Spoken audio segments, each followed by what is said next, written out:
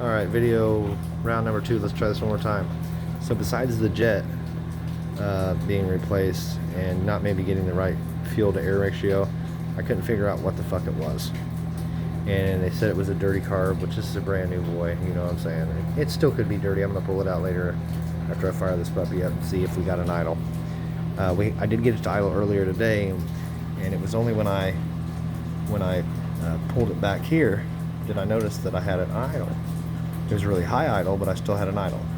So when I let go of it, it wanted to, whoa, it wanted to fall on its face. So, determining that, I found out that the eyelet was shut on the wrong direction, like we had it in reverse. Now, we've got it right, okay? So, we first originally had a linkage bar, very small one. You can see that little eyelet right there. We had it going from here to that little eyelet, which was a little bastard of to make. After tonight, I was watching a video, just getting ready to chill out, and this guy with red hair, kind of a, I don't know, southern man, really, most YouTube videos probably like this one are boring and hard to follow. This guy was interesting, and he really kept, he was really wanting to make sure that you knew what you were doing.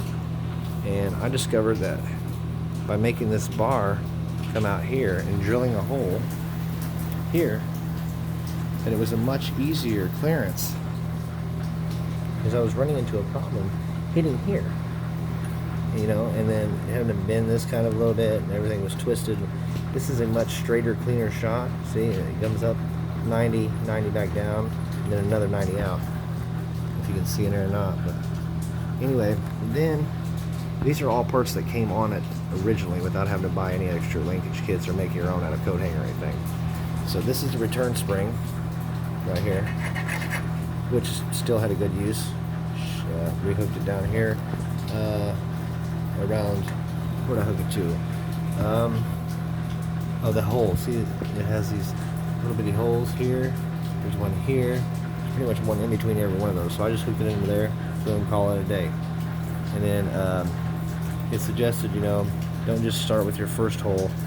Just kind of like, you're going to need multiple holes anyway, one for your return spring. So basically what you do, you're going to pull the carburetor back, take your linkage bar that went from, went from here to your governor first, okay? And we're going to repurpose it and make our own shaft. We kept the 90 on this end, came down here, we did a measure with a marker to see where we need to make our first 90. Okay, with the first 90, you want to go straight up. This is just how I did it. Then once we went straight up, then we made another mark so we knew where to make our other 90 going this way. So now we have a 90 here going down into the butterfly. Come up here, we have a 90 going straight up. Well, kind of straight up, it really doesn't matter as long as it's pretty close. We have a 90 going over, a 90 going down. Now we are inside. It's a 30 seconds bit for the perfectly snug hole. That is what you see now. The more snug the hole, the better off you're going to be without slippage, tearing shit up. It just seems to work the best. 30 seconds is what I used. Now, then we took the first hole we did, obviously, was not the right one. So, but we knew that was going to happen anyway. I thought I'd have a lot more holes. And the guy that showed me on the, this was actually back here a little bit. But anyway, so then we used the second hole for the return spring down here.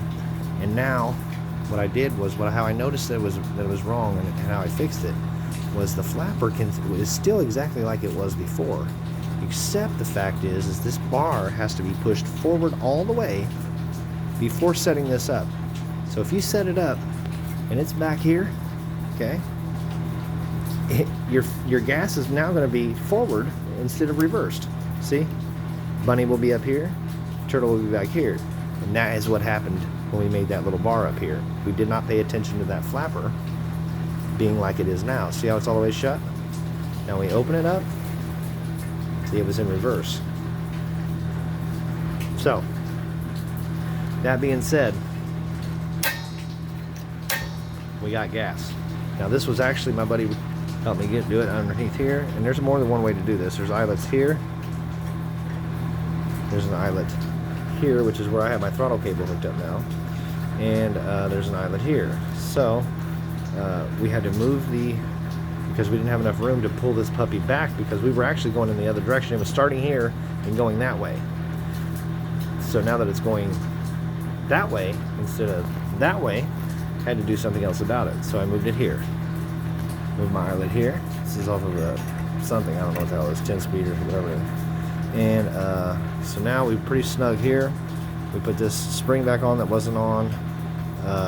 Went ahead because I'd messed with this goddamn air, what is this called? Shoot.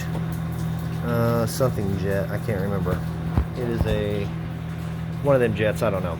Anyway, pilot jet, I would say. Yeah, pilot jet. So anyway, we cranked it all the way down and then went back one full turn. And when we fire it up, we'll know, from adjusting it from there. We need to get on it first. See, we need to make sure we have an idle first before we can do anything like that. So that should be good. We have a nice, strong, solid bond. We were going to use Honda bond here because, the intake gasket that I forgot to put on before was causing a massive air leak that I couldn't figure out.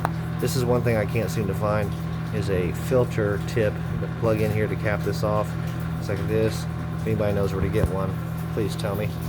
I don't like it just laying there like that. But it is what it is. We also got the gas tank back on. We've got our lines, pretty well secured. This is a rolling, beautiful thing. Now, the one other thing that we found that we ran into that is not right is I ordered a 12 clutch, okay, and I have 15-inch tires, which anything over a 15-inch tire, if you didn't know this before, you want to listen. Anything over a 15-inch tire or 8 horsepower motor requires a torque converter, which is better, and if well maintained, will last a much longer time in the long run. If you're on a budget, you don't want to go over a 15. Why? Well, for one, you're already on a budget. It's costing you more money than you can probably afford. So burning up the clutches, probably not a good idea. See Tractor Supply over here, $60 for one. Found one online, half the price. Still, you have to buy 2 or 3 of them in a 6-month period. That's $100. Not good. Installed correctly with the right gear ratio, a clutch should last for a good long while. Probably longer than the cart's going to get used out of. I mean, yes, chain stretch and blah blah blah.